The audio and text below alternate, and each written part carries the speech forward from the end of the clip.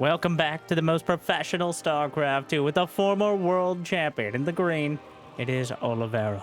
Against one of the smartest Zerg players out there. In the blue, we have Lambo. A best of 5 Terran versus Zerg showdown, where we'll see whether Oliveira's top-tier timing attacks can go up against Lambo's 300 IQ plays. And I'm not even playing when I beg you to smash that like button and subscribe. And Jimmy, what are we at? Stop cringing. What? 1,421 likes on this video, on this cast, and I'll cast another one. And I'll probably do it anyways. I don't know what else I do in my life. But thank you for watching. Hopefully, you've had a good day so far, and hopefully it's about to get just a little bit better than these early Zerglings, poked and prodded by the early flirtations of the Reaper. Well, at least the Reaper would call it that. That is worker harassment at the very best for the Zerg. But the Queen comes out in order to tend to her flock, and the Reaper will begrudgingly move away. Lambo wasn't to be delayed on his third base, instead just takes the base to the south, which is a little harder to defend, especially in those early mid-game timing attacks, but it's a lot harder to defend if you don't have a third at all. So getting that early production up at the cost of being a little bit more vulnerable is the trade-off Lambo more than willing to make. Meanwhile, third command center for Oliveira back at home. He's got the 111, which I've heard in a, I think it was a fever dream, the Destiny Cloud Fist build to start. But the baseline for all early tech for Terran, Hellions, Banshees, more Hellions, more Banshees, and occasionally other things as well, before working into probably a much bigger bio ball and rolling it across the map. I expect to see a lot of 3 base timing attacks, as if anyone knows when it's time, it's Oliveira. Third command center nearly done. Banshee, Cloak, he's thinking about it. Overlord hanging out in that back right corner, the much more subtle way. Marines still unable to hit it from there. I don't think any ground units early on can hit it. Not a word, Susan. Fine, okay, God.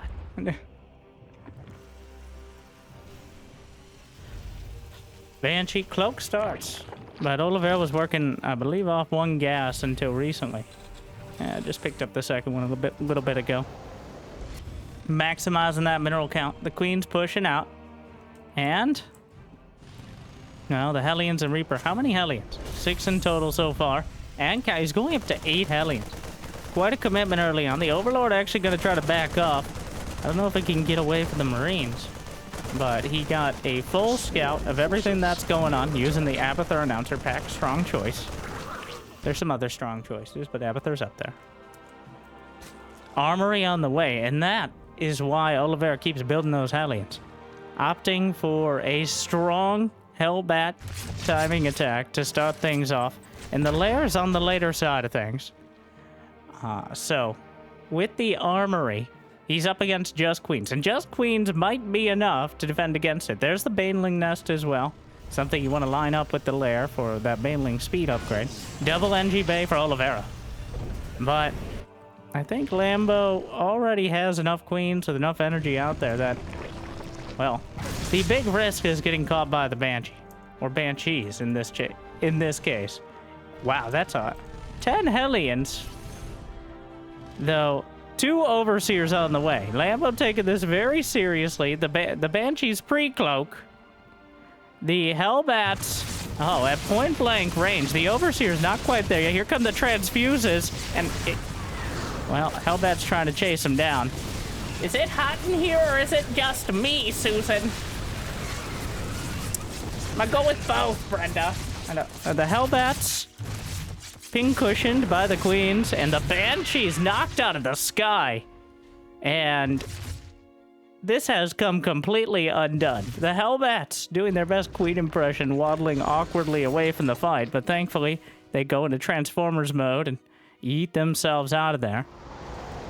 Meanwhile, Lambo going for the counterattack of the third. Thankfully, he maintained many of those Hellions, so able to incinerate the first wave of Zerglings. But another big downside of not really putting early pressure on with the Banshees and the Hellions, instead choosing to do a timing attack, is you have so little control of the creep spread. You can't constantly be at the edges. Usually your Banshees are covering the other side of the map compared to the Hellions, so you can cover at least 1 or 2 angles of the creep. But in getting the Banshee shut down and the Hellions mostly routed, now Lambo can just creep his way along at an 8 p.m. right. Okay, all right. I'll simmer down over there. Casual 1500 APM. Between the rapid fire creep spread and just Zerg in general has a tendency to run up the score on it, and so far it's paid off. Baneling speed is done, Zergling speed is done, upgrades across the board, still in production. So a relatively generic bit of units here as Oliveira moves out yet again with a strong, fierce, but relatively small force that Lambo will not be intimidated to engage if he's able to put the units together. Marines without upgrades or combat shield, he's living on a prayer here.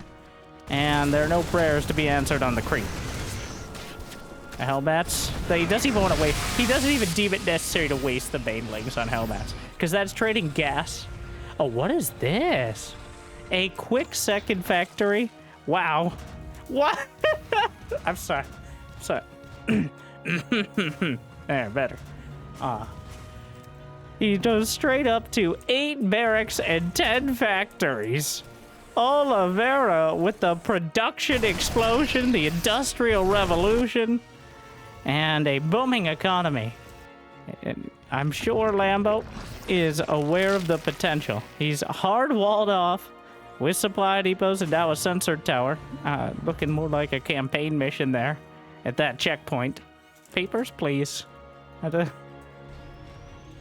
Hive is on the way for Lambo, though. 84 drones. He's already got 2-2 started.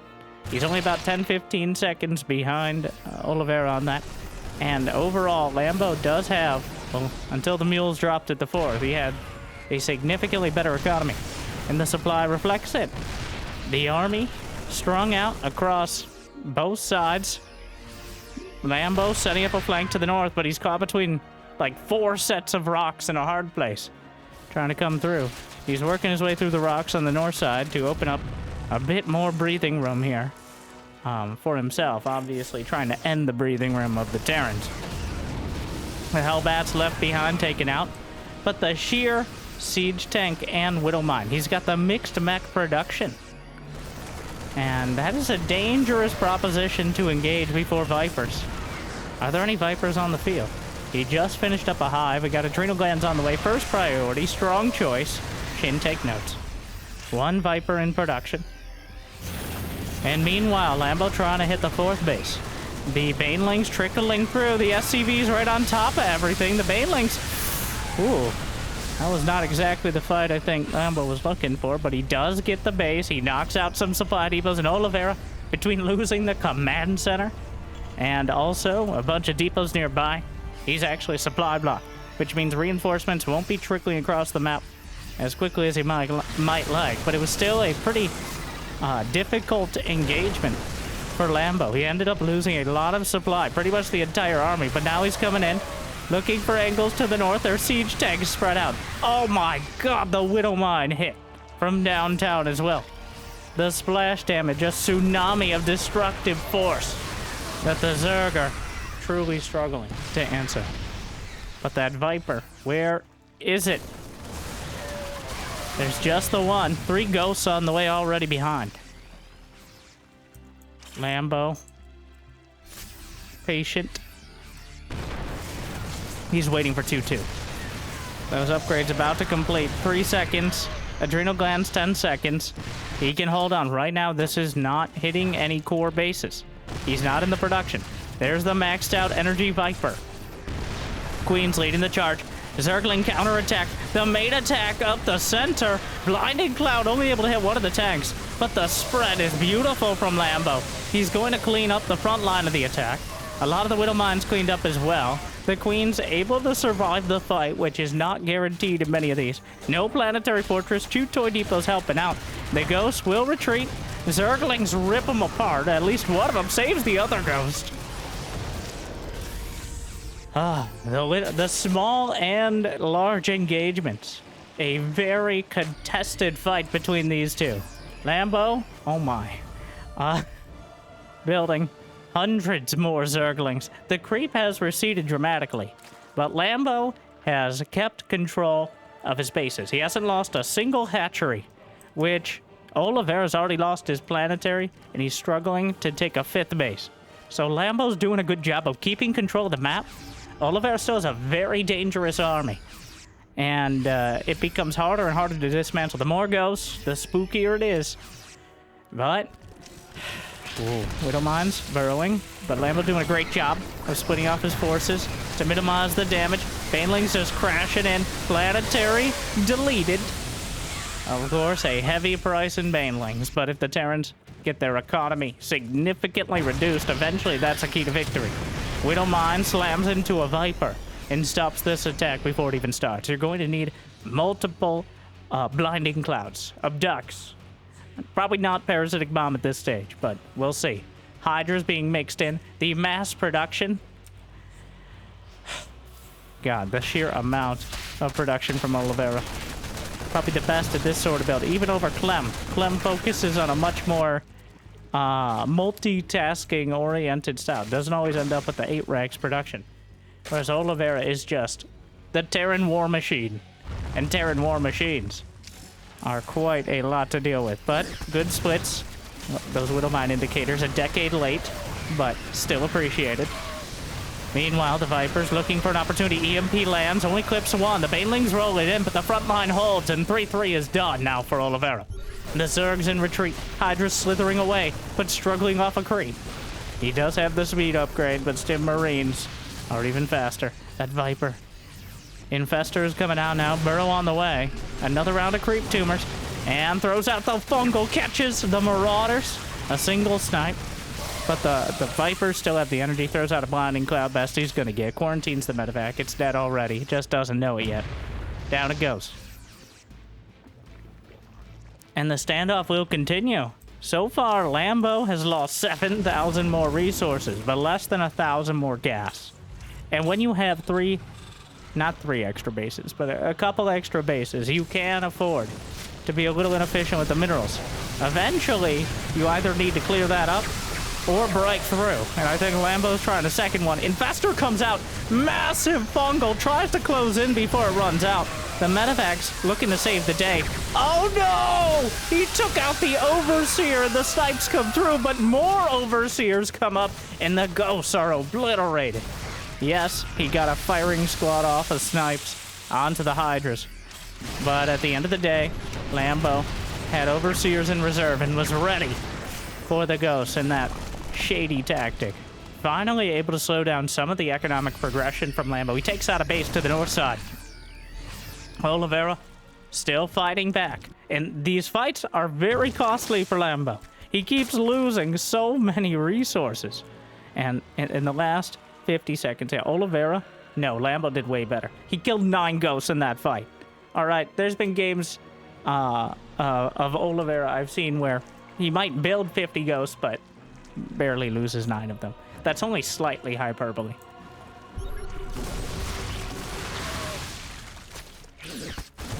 All right. Is there an infestor nearby? Unclear. He has the turrets to zone out for detection. The Widow Mines thinning out the Banes, but not nearly enough. The blinding cloud potential coming in. EMP. He catches some of the Viper energy, but it takes 2 in order to take it all out. The supply depot wall is crumbling, but it will help buffer for the Hydras. Abducts the ghosts into the Hydras and legs. Might lose 2 Vipers for it, but Oliveira on the cusp of breaking here. The supply depot's being taken down. The reinforcements coming up. The infestors are spotted. There's a queen here. My queen. Hashtag Yas queen. Hydras eviscerating the 3rd base and Liberators to stop the inevitable progression of the Zerg. An orbital command may be taken out by the Hydras. But with the Liberators overhead, Oliveira has the supply lead now. It's very easy to just keep sending it as the Zerg without realizing until it's far too late that the Terrans have turned around and now have a very capable fighting force. As you go further and further, you have to fight longer and longer against the medevacs, against the snipes, and it makes it harder to trade anywhere close to effectively. But Lambo still managed to do so. He managed to take out 4 more ghosts in that fight. He lost 2 Vipers, 3 Infestors. We're just gonna say that the Marines and the Zerglings are all just something you put in front of the rest. But it's the power units waiting through that are the most important part, especially as time goes on and the map starts to mine out. Marauder taken out. Lurker upgrades on the way. Lambo lining up a massive Lurker switch.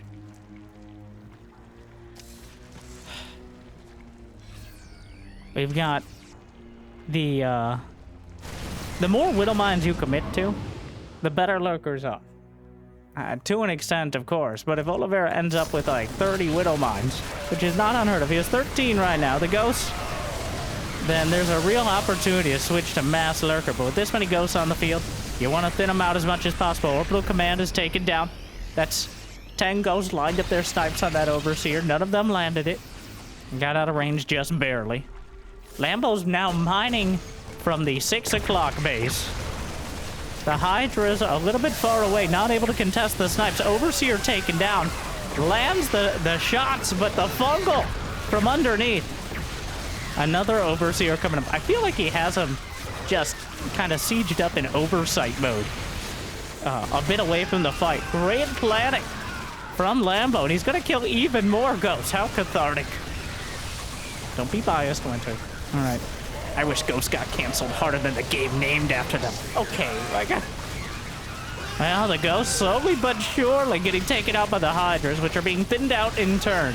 But much less important to keep those Hydras alive. All right, there's something you throw in.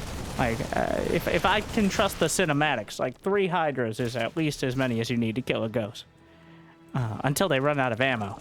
And friends. At least friends with dropships. Anyways, what could go wrong? 13 more Hydras on the way.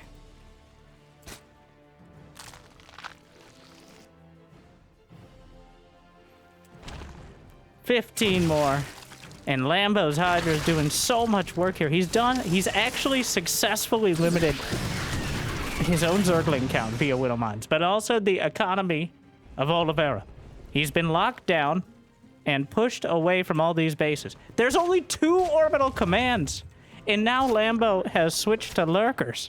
Only 2 Lurkers, which is... Well, legally, the FDA says you can call that Lurker free. But 17 Lurkers is a bit much. For someone with 2 orbital commands, 17 Lurkers. This is a GG of Lurkers. There is no contesting this for Oliveira. Lambo has successfully starved him. And there will not be enough scans. Is there even enough? There are 3 Ghosts. Oh, no. They've both had it out back and forth. Lambo's actually lost 7,000 more resources, but every single one of them is minerals. In fact, Oliveira's lost 40 more gas. And the great line of Lurkers is looking to shred its way through to victory. And then a single Liberator or 2 sieges up, and they realize maybe this is a slight oversight here. The fact that Lambo's been able to consistently mine from that southern base, Oliveira not able to keep the pressure on. The Bio Army, some Banelings rolling in. But the floor is Lurkers. And Liberators are not going to be enough. He can yank out both of them, just unsiege them.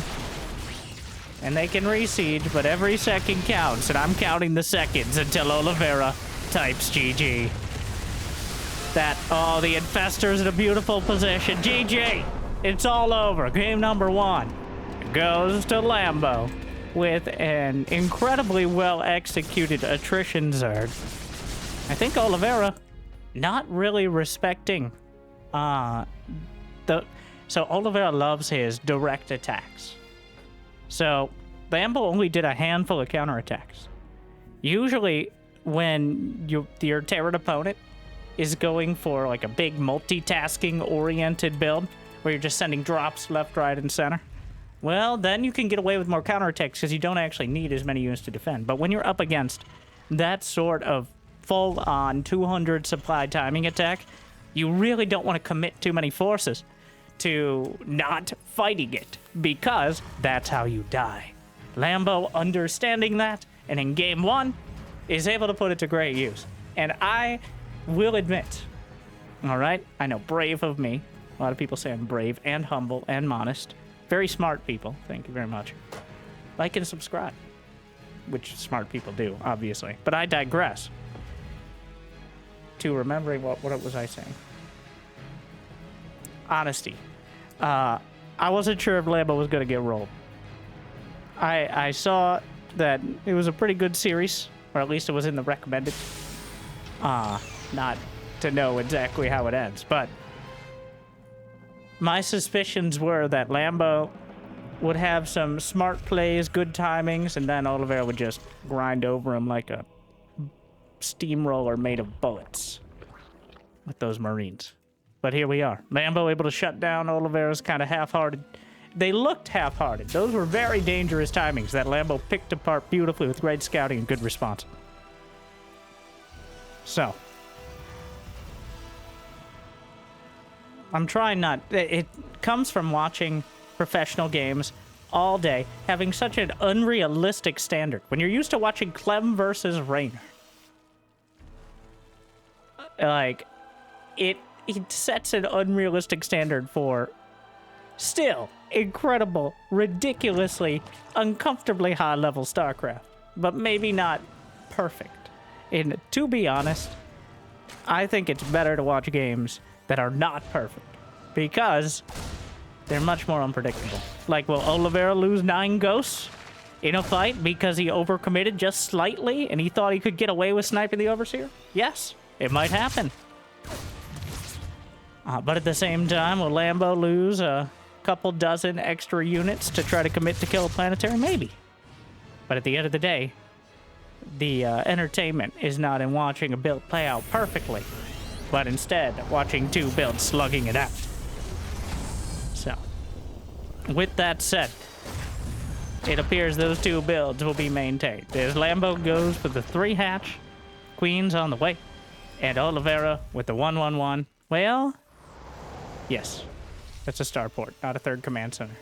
Actually, in that case, it is a different build. In which case, because this is not the early 3rd CC, which is usually before starport, but instead, a heavier commitment to tech.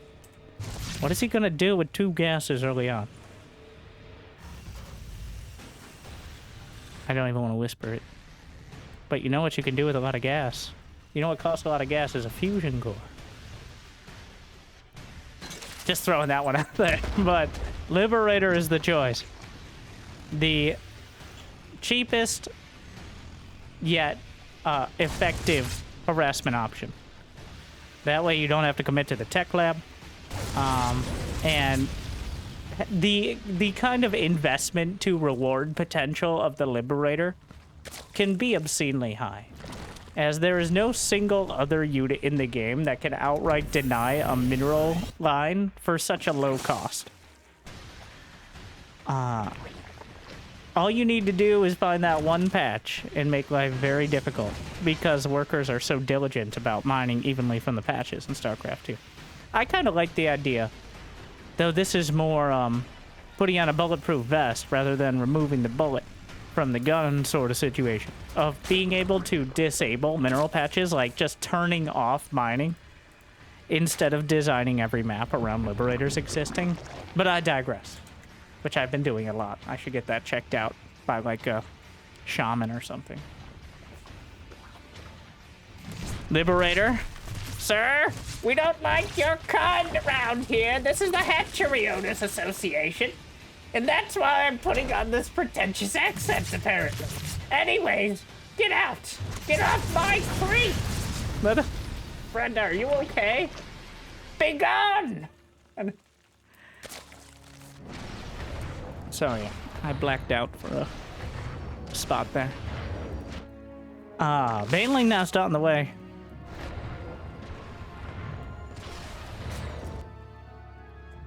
And a lair as well. The 1-1 for Oliveira, significantly quicker than Lambo's going to be getting his upgrades this time. And another Liberator finds an opportunity, and he just blasts away. They're gonna have to deal with it. But look at the workers down here, in case you didn't know. The 64, bit near the little worker sign. I guess the repair wrench. Terran bias. Anyways, the Liberators being infuriating, but eventually getting taken out. Another one. I don't know if that's quite in position, but all it has to do is touch the little toe of that drone. Which, if you didn't know drones have toes, well, then you should check out my Dronely fans by liking and subscribing. Hydra.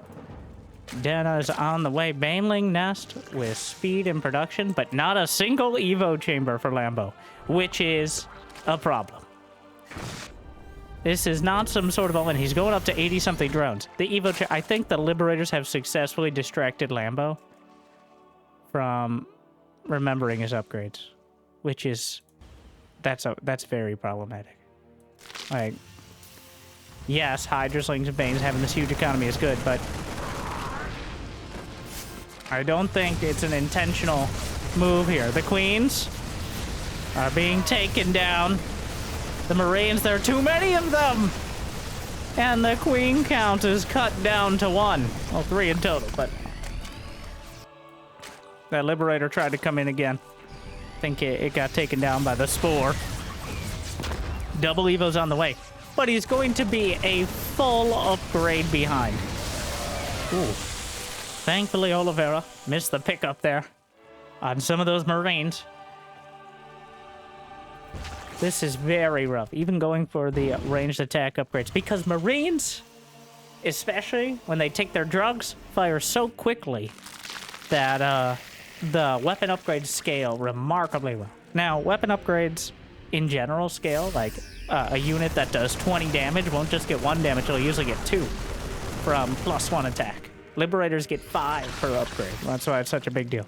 Whereas armor upgrades only ever reduce it by 1. And that's why, especially for Protoss, you'll usually see a focus on the weapon upgrades because they have so many scaling things.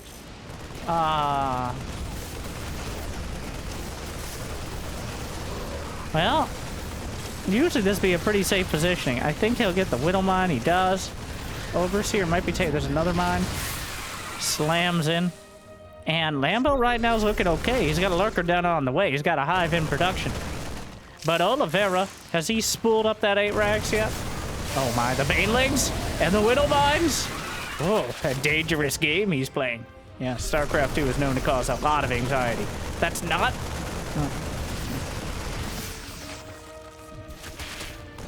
Lambo actually gets a little supply blocked, losing so many Overlords across the board. What are we at now? 5?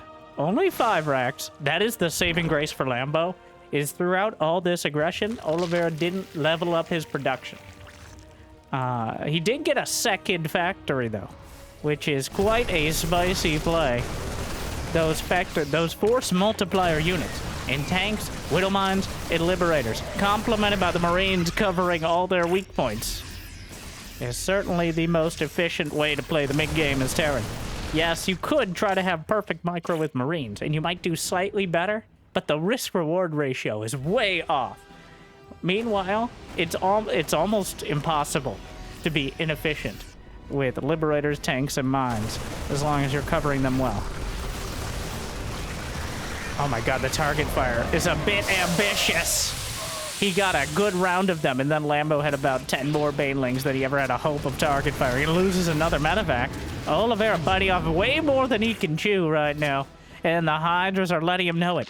You know, I was critical of the lack of upgrades, and I still am, and I stand by that.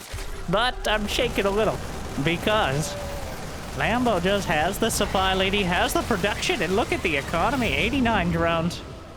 5 more lurkers on the way. There's not a single ghost on the field, unless their cloaking devices have gotten much better. Meanwhile, though, Oliveira with this full-on timing attack, 10 minutes in, and ready to push forward. Lambo, will you stay or will you go? Because if you stay, it's going to be dangerous. But if you go, it'll be at least twice as much. Let me in! Oh no, this is quite an uncommitted attack. Either he goes for the planetary, loses one of his hatcheries, gets the drones away. Very important. Oh, what is this? Oliveira going the other way. So the 4th command center... I wanted to say Nexus for some reason, which is not a good sign. The 4th command center, 4th planetary is taken out. But Oliveira is now entrenched. He's got the Venn diagram of freedom overlapping his siege tanks and his mines, which this sort of trench warfare Terran. Oh my god, these lurkers are really not having an easy time of it. And with nothing to cover, beautiful splits. I can't believe it's not butter. I'm hungry. Getting sidetracked a lot today. A Whittle Mine, Overseer's on the way, but Lambo, he's finishing his 2-2. Oliveira's got 3-3 on the way. Lambo has maintained, he's done a great job of keeping his drones alive, so that way he doesn't have to rebuild them. But the overlapping Liberators, and wow, just covering so much space.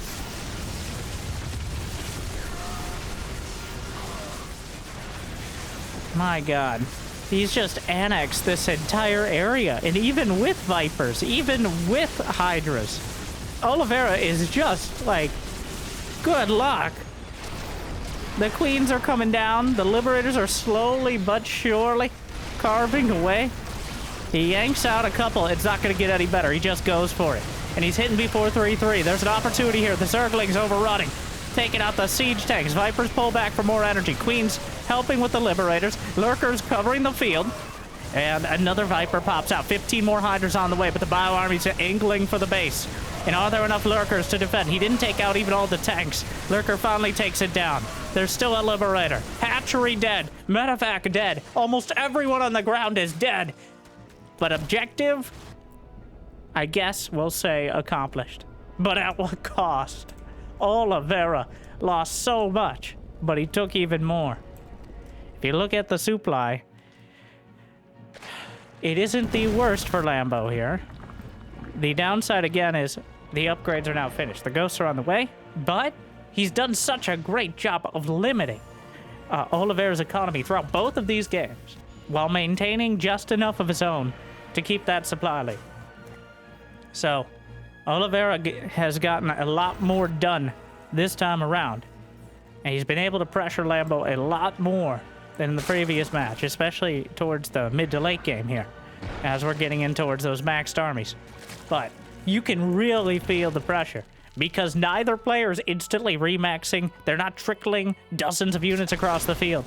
They're struggling to get back to 200 supply, despite having so much economy, which means these fights are decisive and brutal, just like Widow Mine hits in the mineral line. Lambo with a rare slip, but it will cost him 10 drones, and he'll plummet to a 17 drone advantage. Nidus is on the way. Where's the Overseer? Heading up north, but Oliveira sets up a sensor tower grid-ish. Needs that one on the left side. Literally as the Nidus is coming in, because he knows that's the big weak point here. The main base itself. When you're going forward, you don't want to take all of the steps back. The Changeling had not shifted into Changeling mode yet, because it hadn't spotted a Terran unit, so it actually triggers the Widow Line, which is a weird quirk, but sometimes a useful one, actually. But here come... Oh, yikes! Get over here! The awkward thing is they can still cast EMP while they're being abducted, but he gets all the ghosts, and he yanks them out and eviscerates them with the Lurkers. There's still a Widow Mine at that launch tower, but Lambo holding on. What a match, by the way. He's keeping it together, but Oliveira has definitely kept the pressure on a lot more effectively here. And now, 121 to 114 army supply, and Lambo can't build anymore. Here come the Lurkers. Trying to come in from the north side, but knocked down for the most part. But there's no siege tanks or Liberators to hold the line here. Cutting through the Hydras, the more malleable part of the unit composition. The Lurkers are laid out in a tough spot, but not nearly tough enough to stop them from being cut down. A half-hearted time, and Lambo just taps out. I mean, it's very unlikely he's going to break that army composition. He has no money in the bank. He's down on supply with worse upgrades, and the ghosts are not dead. I get tapping out there. Still maybe a bit on the early side. But there's something to be said for not dragging it out as well, which is we're moving on.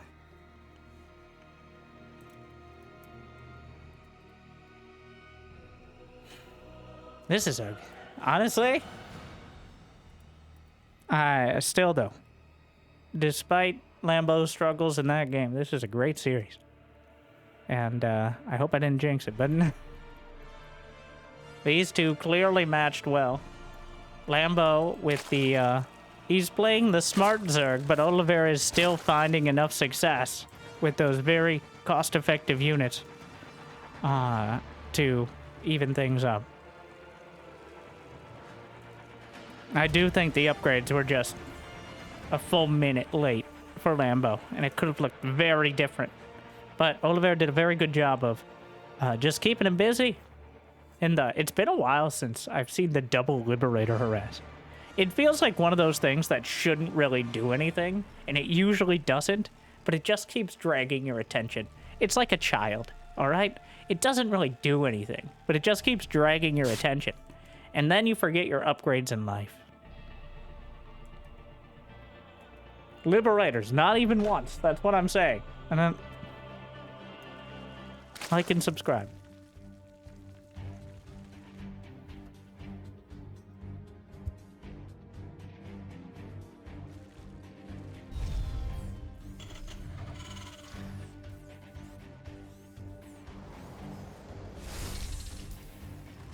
All right.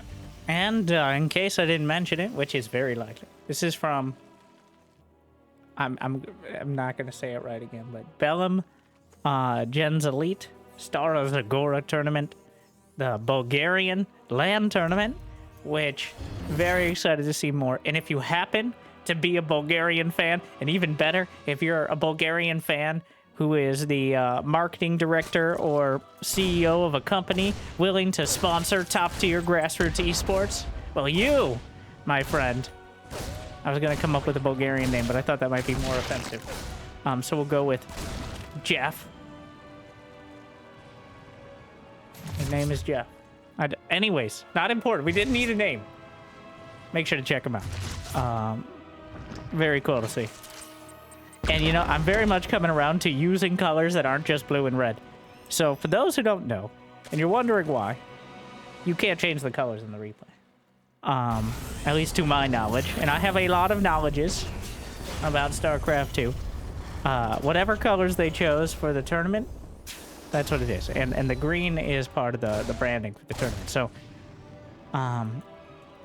if I could, I would. At least switch it up occasionally. But that is the situation there.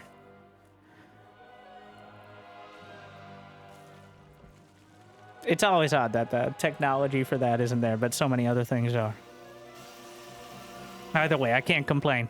Sitting here doing the same thing for how long, and this was designed a decade and a half ago.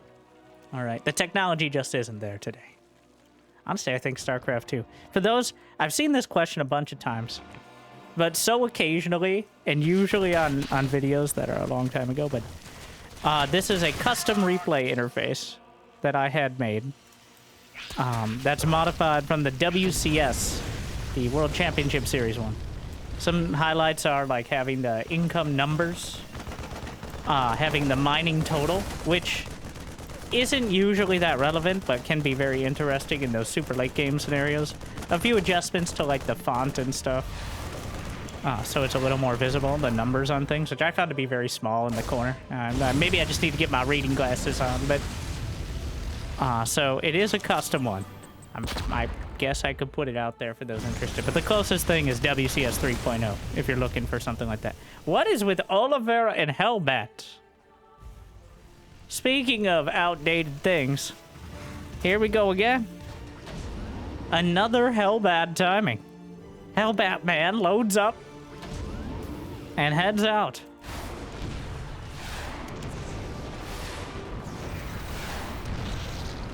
Viking clearing the air. He's killed 2 overlords and carved out some vision, or like a path without vision, more accurately. So that way the medevac can come in for a Hellbat drop. Which... What is in the main? A spore's on the way. He's not gonna see it, but I think he'll just stay in Hellion mode here, more than likely. There's no point. Is he just... Wow, the Queen Assassin. Don't look! I mean, but now she could just walk away. Now more Hellions. Wow. The Queen's getting all hot and bothered here. Brenda, no!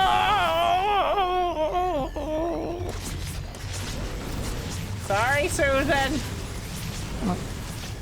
Well, the Hellbats are actually just trickling in and killing the queens one by one. No transfuse. He incinerates another queen. Oh no, it's all going to ashes. And the medevac is healing, and they heal.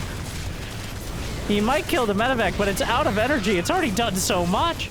He can get this queen. Oh my god. Oh no, it's all burning. It's a disaster. It's over. Oliveira just puts it up in flames. Oh my.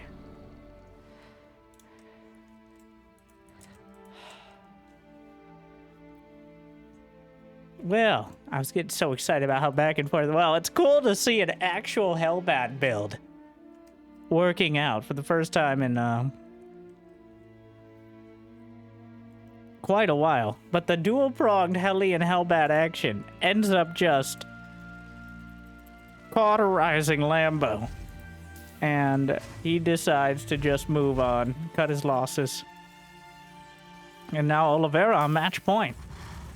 And, you know, I'll give some points for originality as well. Though, not to the actual games, but...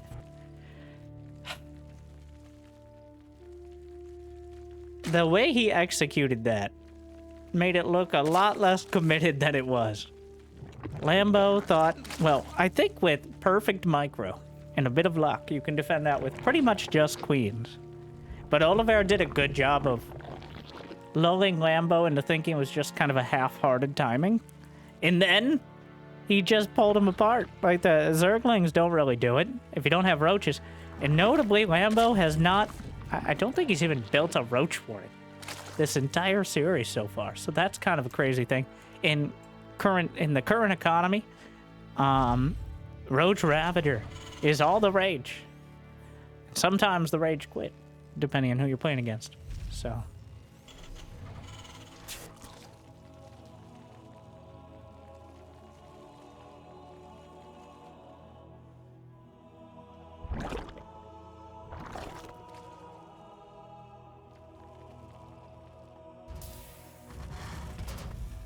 we're on Amphion, which is a tough map for Zerg unless you have something particularly planned. Which most Zergs do. Of course, Terran's very well aware of that. Try to do their best to make sure that those plans don't come to fruition. The most obvious, but still effective one is Mutas, because of the short air distances and relatively defensible ground. But I think whatever plan Lambo had got cut very short by the flames of the Hellions. And this Reaper just keeps going. Forcing him to... Oh. And get off my... That one was pretty justified after last game, but still, just indoor voices. No! Sorry.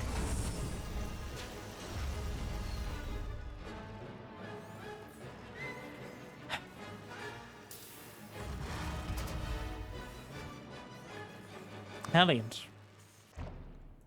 There was a day and age, about 10 to 15 years ago, that just running in with the Hellions every game was the real top tier strat. Then Blue Flame Hellions, even before Hellbats existed. Queens had less range. Back in the not so good old days, but in the rose-colored glasses days, Queens only had 3 range, which means they pretty much had to get close enough to backhand whatever they were hitting. Especially on the ground. So they were not a reliable defense. Also, creep spread significantly less quickly, but also receded less quickly, so...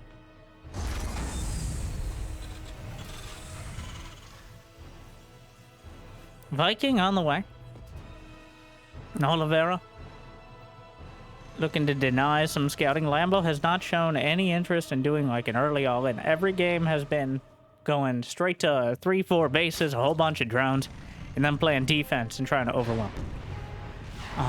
Which is your generic, your Cyril-esque.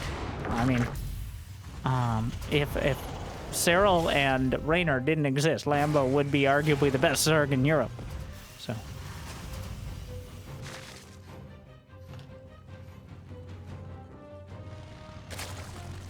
He's got Cyril's brains, Raynor's hands. But there's a bit of a disconnect between... I don't know, like, how do we reconcile? With both those things, you should be the best in the world. And he's a bit of a necromancer. It's like, what did you do? Okay, now we're unhinged. Sometimes the tangents are fun, but it's a sign that we should stop, because this joke is not going any further.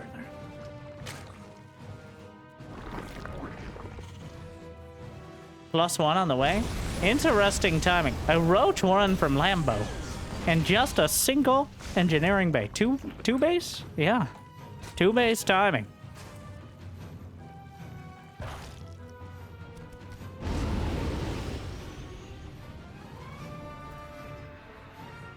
Double drop heading out. Stim is not far off, but +1 is still a long ways. So, with the Carapace upgrade on the way, I don't think that's going to have anything to do with the defense against these first Marines. There's no vision, and there's not that many lings. It's such an awkward spot. No, Brenda! The no creep on the ramp! Oh, no. Well, actually, who's flanking who? One queen goes down, but so does a medevac. 8 roaches. Now completed, popping out.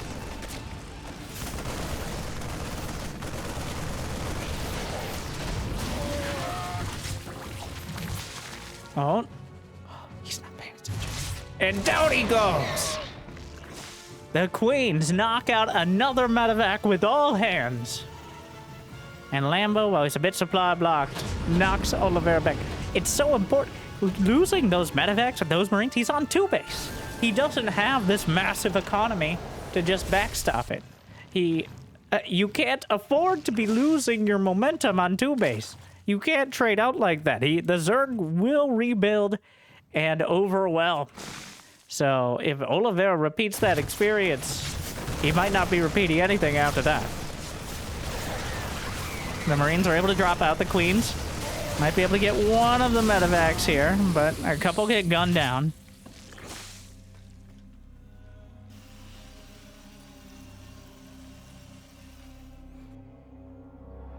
Infestation pit's already on the way, and this time, speak of the devil, and he shall appear. The roaches, en masse, with ranged attack upgrades. Wouldn't be surprised to see a Hydra den momentarily, in order to work towards lurkers quickly on Hive Tech. But for now, just mass roaches. 4th hatchery is taken out. Well, canceled. Same effect. Medevacs boost away. Liberator. And unfortunately, Lambo kind of...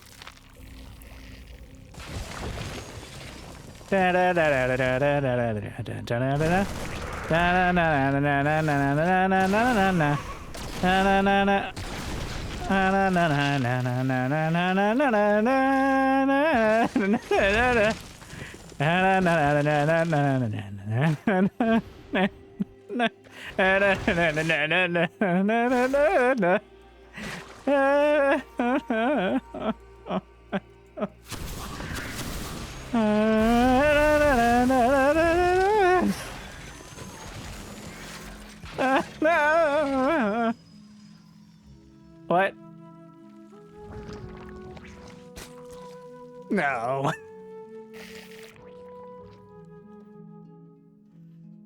You're the last one. Complete the mission. And it lives It technically only got 2 kills, but my entire mental health is now also could be added to that, for whatever that's worth. That was a sentence, arguably. Anyways, also there were some drops getting deflected or something over here, which, who cares? Lambo might, but none of the medevacs went down. Oliveira still putting the pressure on. That's a lot of Zerg. Darts forward in order to deal with it. And there is... No.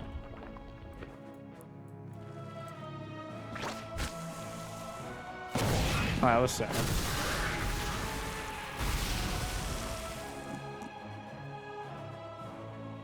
Well, we'll see how many drones Lambo transfers. He's only had 67 in total.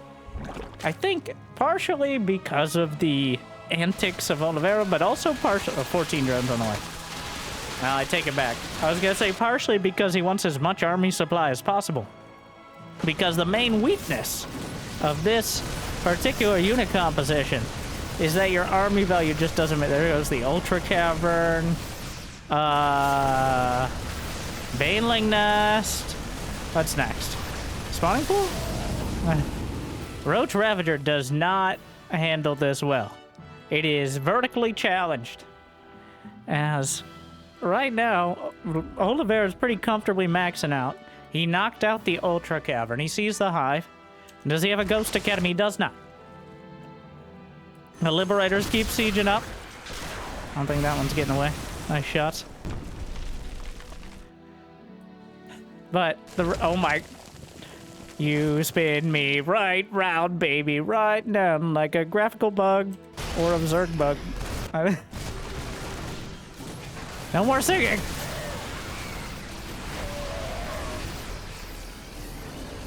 Wow, that is a lot of Terran. There's 1 Viper.